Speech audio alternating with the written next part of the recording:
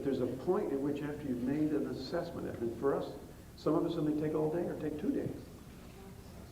Some people do it in 5 minutes, 30 seconds, and boom. Alex Fournier, for instance, when he worked, he exploded from the blocks instantly.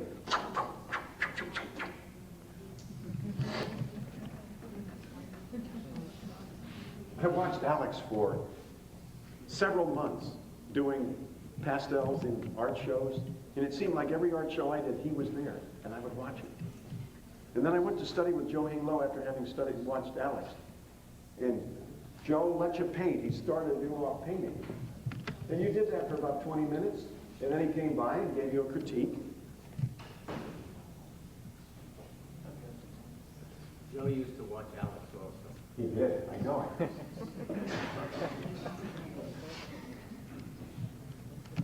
And I had my portrait there. I started it, and I was really I went into it gangbusters. And he came around, and you know how undemonstrative Joe was. And he looked at my picture I was doing it. He says, most students have problem, not enough color. You have problem, too much color. And I knew where that had come from. I was watching Alex. Okay.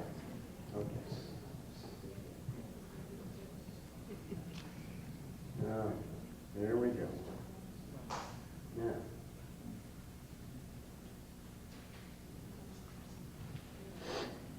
Turn toward me just a little bit here. That's it. Okay, now what we're going to do is we're going to start to commit ourselves to some of these proportions, and I've made an assessment. I know that this goes here, and that goes there, and this goes here, this goes here. Checking the size, that looks pretty good. I like that. Are your glasses where they should be? Definitely. Do they go up a little bit more or something like that? Okay, good. Watch for that, because glasses can slip down. When I first started doing glasses, I had a subject that, I drew the glasses in. It was a hot summer day, and the heat of the lamp was making this person perspire, so the glasses slid down the nose. And I looked and I said, my heavens, I've been drawing so much, and I'm very accurate. How could I miss that? So I erased it. And as I looked over to erase, he pushed them back up. And then I drew them in, they slid down, I erased it, pushed it. And then I caught it. I said, can't fool me. So that's something that you must be on the alert for. Make sure that glasses are in the right spot.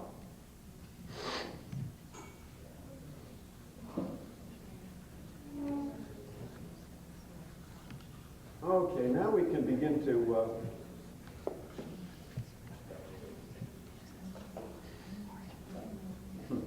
put in some of the tones.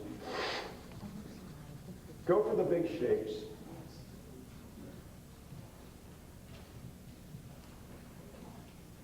Look right at me there, that's it. Turn your head to the left a little. That's good. You're doing wonderfully.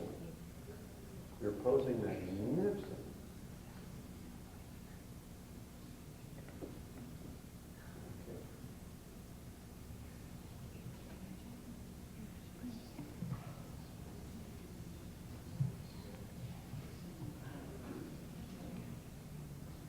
Now, when you're dealing with shapes within such a confined area, learn to move your shapes in increments of, say, the width of a pencil lead line,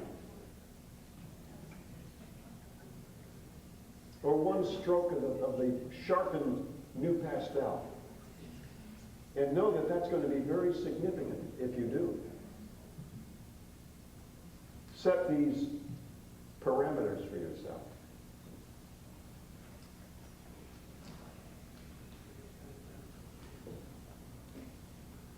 Are you comfortable?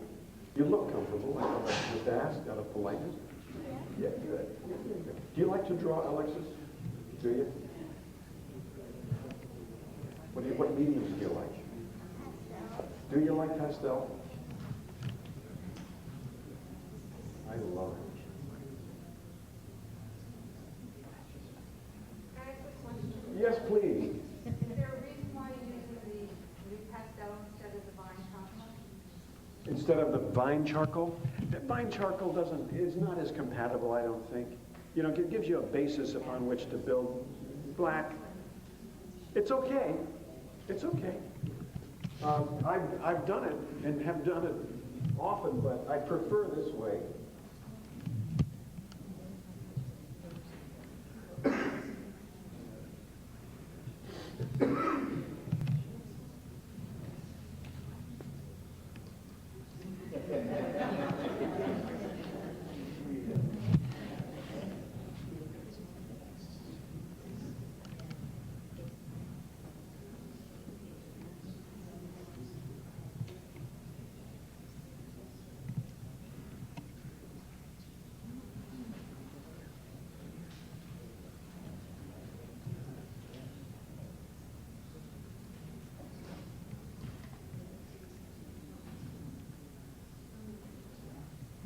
Now you want to feel your way along.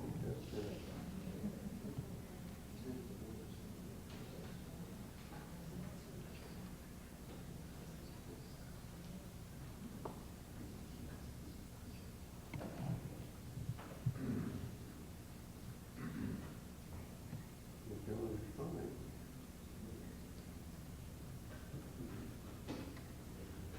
Key thing is you find that you've overstated something, particularly on a young girl here, you want to just soften it a little bit.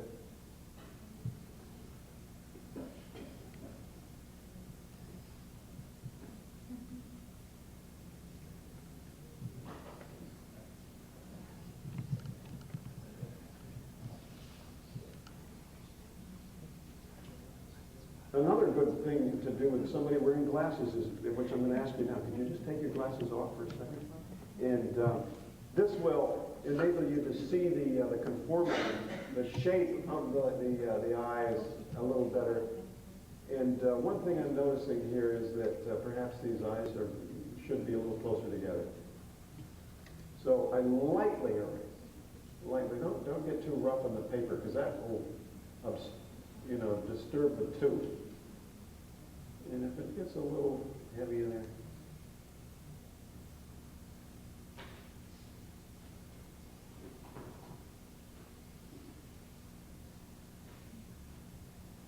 And take note of the shape too. It's kind of an almond shape.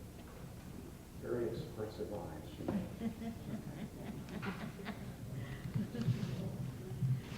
Oh yes.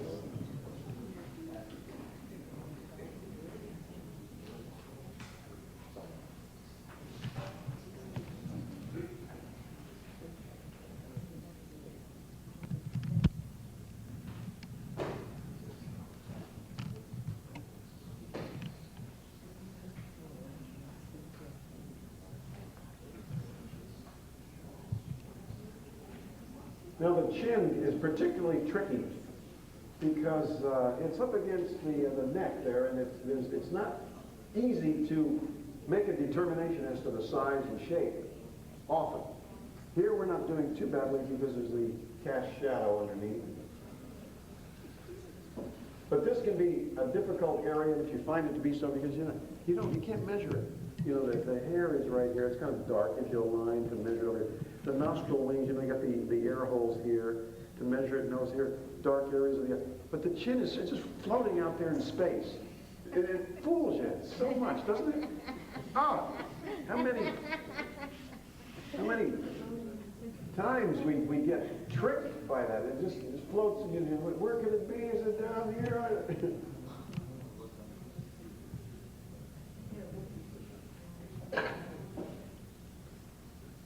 Now, could you put your glasses back on again?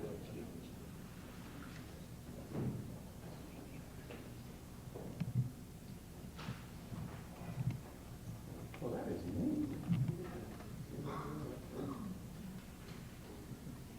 I'm making too much of this.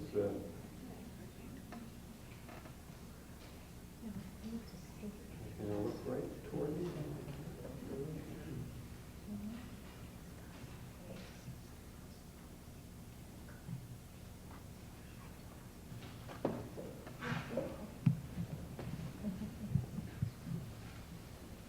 You want to make sure the eyes are, if they're even, which in her case they are, You want to do one of these, a check on how, because nothing can disturb a portrait more than having eyes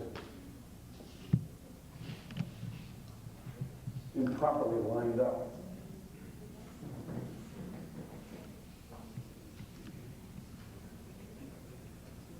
Now, at any point, you can begin to lay in the color.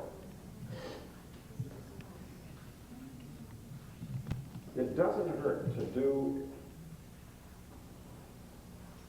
a detailed drawing.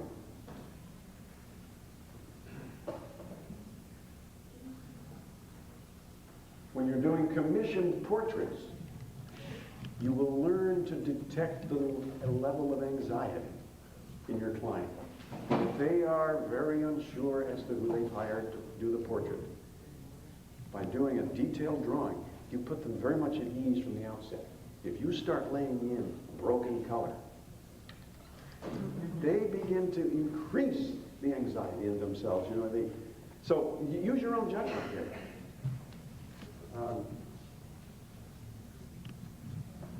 It just is it's a judgment call on your part. And there's many roads that lead to Rome. So this, even though I'm proceeding in this way, it's not the only way.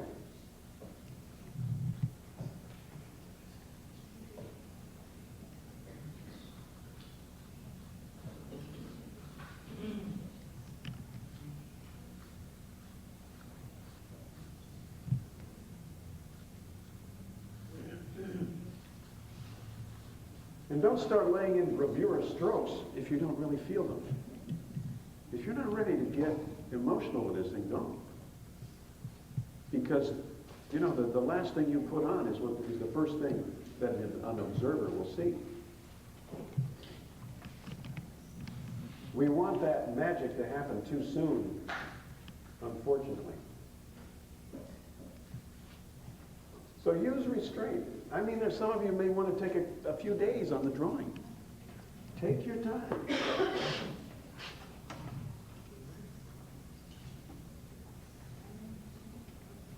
You may want to do a drawing on tracing paper. It's a nice surface to work on. You can erase without destroying the tooth. You can erase repeatedly and it'll still accept the pencil or the charcoal. And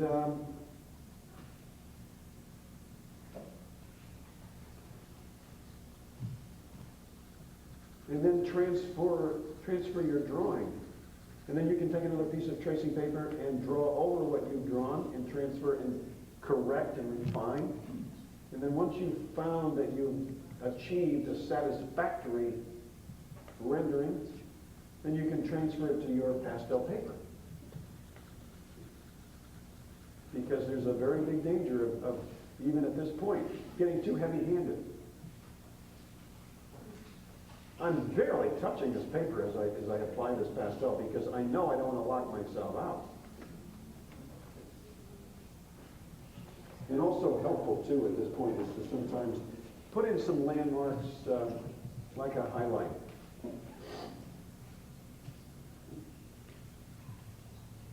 Just to let yourself know where you're going.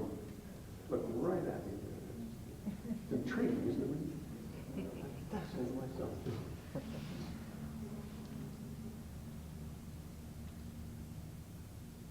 And this will allow you to begin to accustom your eye to the relative values that you are going to begin to work with.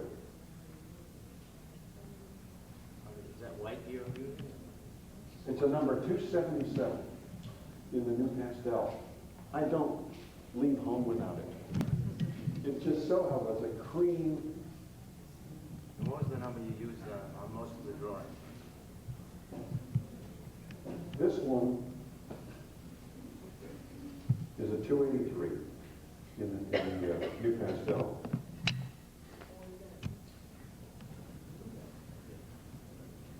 Is that the darker color The 283 is the darker color, yeah. That's the sienna? Okay. Yeah, I'm sure, it may have a different name, but that's what it looks like to me, sure. It's in that family of colors.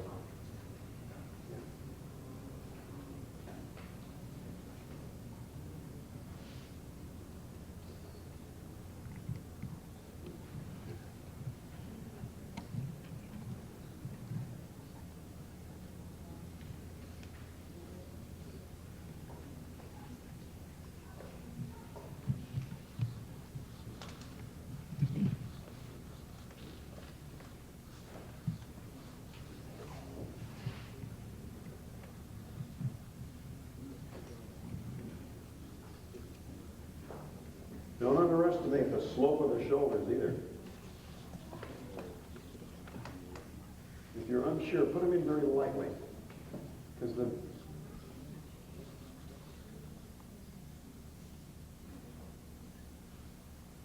okay, now we begin to. And one thing you want to be very careful of is I think her headband is pushing the ear down just a tad.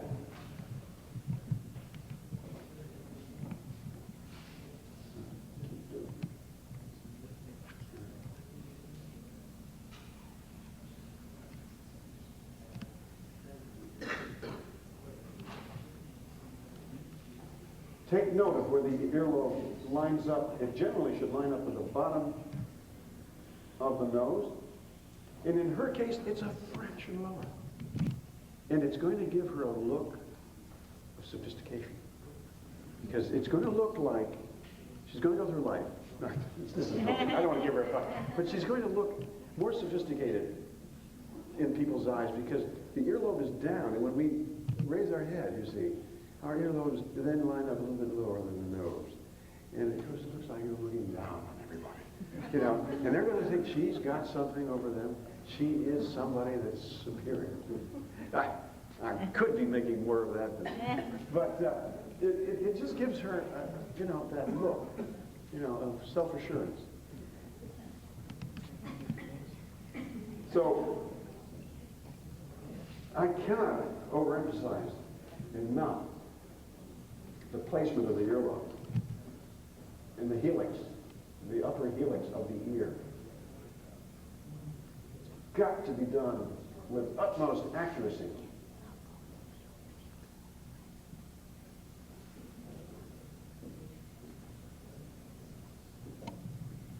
And I'm refining, and I'm going, you see,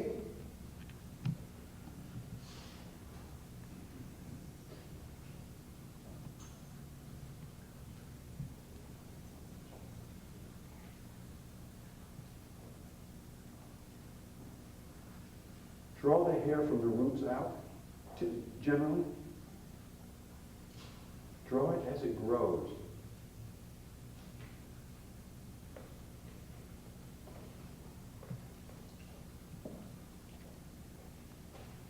Okay, now, let's start putting in some color so that we can get an idea of the middle value. And any one of you who's ever painted knows that getting the middle value is the most difficult but the most important thing that you'll ever do in a portrait. True? You understand that, don't you?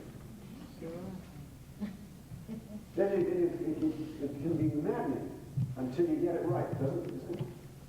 But I mean, you got to get it fairly close. Put in the middle value before you do your shadows? Well,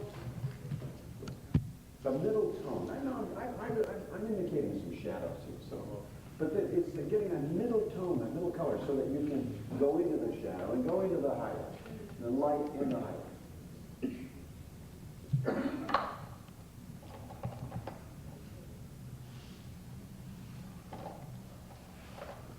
Okay, let's average it out here. I'm going to just take a. See, so now we've done a lot. Well, which pastels do you like? Pastel? As I said, overall for the flesh tones, the middle value ranges, to me Grumbacher, Rembrandt and then Grumbacher. What number is that when you play with it? 231.8. 231.8 in the rim ring. Often very low. Gold, Yeah, it's an ochre.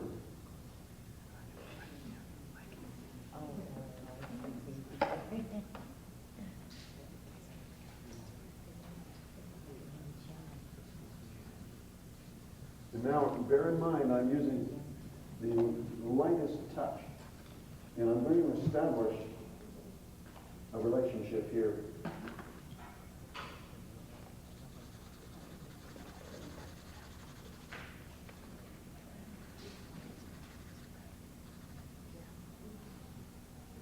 what much pencil color is that? This is it's a Conti, and it's kind of a light green, and but I don't know, there's no number on it there, obscured, obliterated. But there are many greens. Just look for a cool tone, a cool green tone. Some of you may see coolish violet, a greenish violet. But I just want to break it down for you for simplicity's sake. Here's an ochre, here's a red, and there's a green. If you can work within those bands of color, you will then be better able to achieve that rounded effect. Yeah. So, I don't want to give you formulas, but listen, some of us need a little help. As you paint, you're going to look. If you don't have something to work with, some technique, some approach, some procedures, you're going to give up altogether. Oh, dude, it's too frustrating. But if you begin to put up some colors up here, you're going to educate your eye. And very often I will do that just in the course of doing a portrait. I have to awaken my optic nerve sometimes and say, ooh, this is nice. And then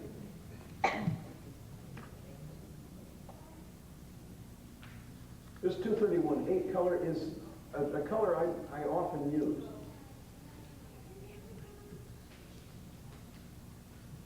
But there are many colors that comprise flesh.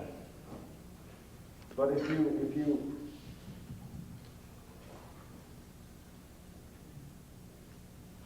want to do a pastel sketch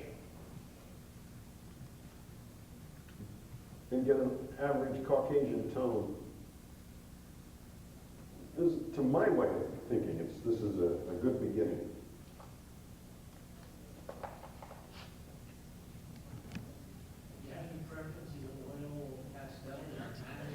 I think it's like your children. Who do you love the most? I love them. I love them all.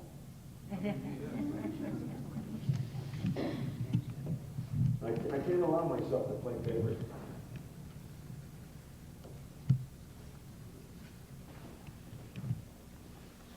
Now I'm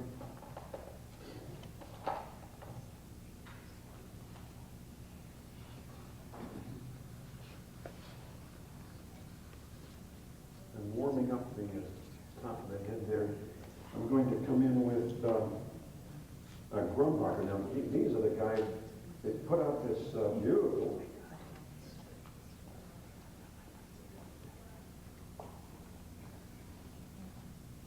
It's kind of a Bordeaux color in the Grumbacher.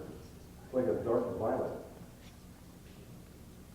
And it makes a nice shadow tone here.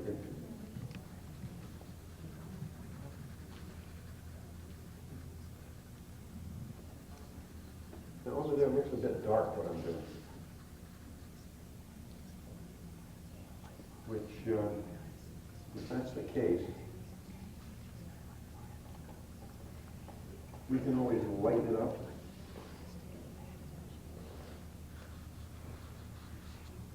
And I would choose to put a little, I'm playing with it.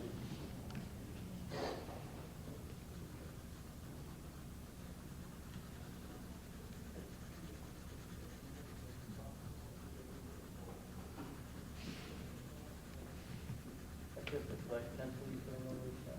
Yeah, this is a flesh color in the Conti.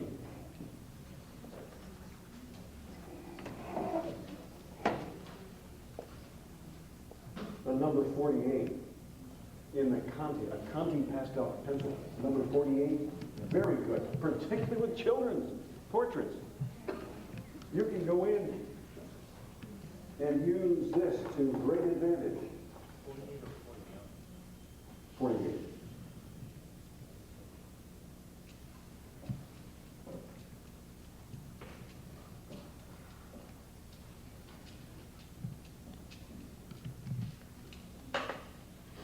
How you doing? Do you want to stand up a little bit and stretch? Why don't you do that?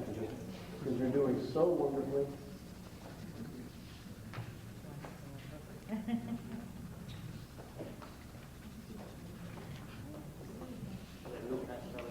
No, this is number 48 still. Yeah. And now I'm going over that green to subdue it a little bit. Seems a bit much.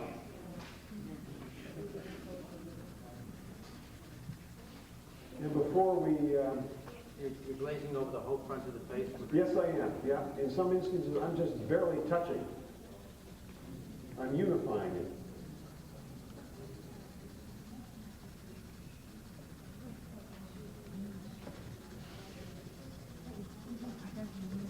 And now, of course, right at this point, I feel, that's right, you can stay right there.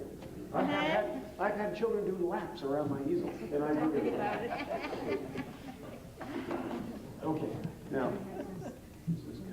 But is the lighting different if she's standing there? What's that? No, I've got a mental note.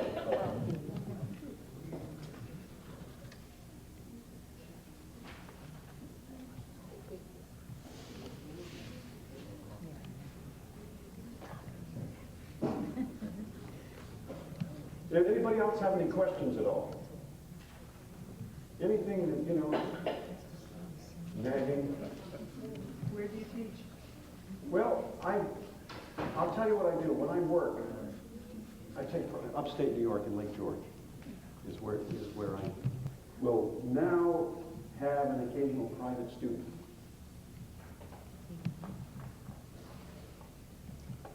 The last year or so, I haven't been in a structured situation teaching. I've been so busy with commissioned portraits that I have not been able to fit that into my schedule.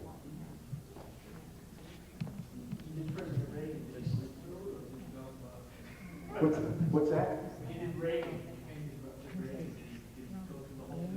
No, I did it from a photo for a company that wanted a portrait of him hanging on their premises. Yeah, didn't need them. He's my namesake.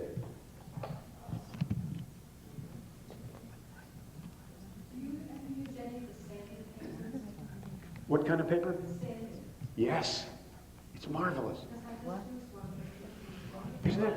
I mean, it's like outrageous. I love it. Just repeat the question. Huh? Doesn't it? And you can work it and rework it. Sanded paper. Alexis, can you get back up? You really work your heart around here.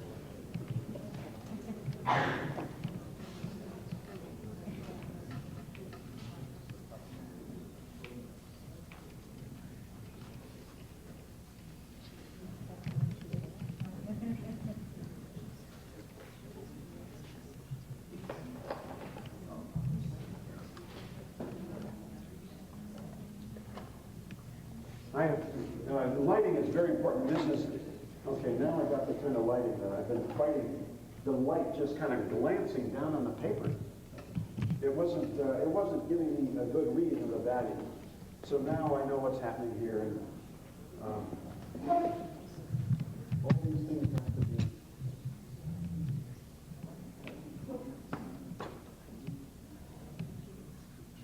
just right. Okay, there we go. Oh, yeah. What sort of lighting do you set it when you're doing the model? Very similar to this. I use two stands though, so this way the light is a little bit back here. Two lights there? Two light stands, yeah. And you don't get two patterns of shadows? Not necessarily. I am here a little bit because I don't have it angled the way I would normally do it. You have them together like that? No, I'd have two different stands.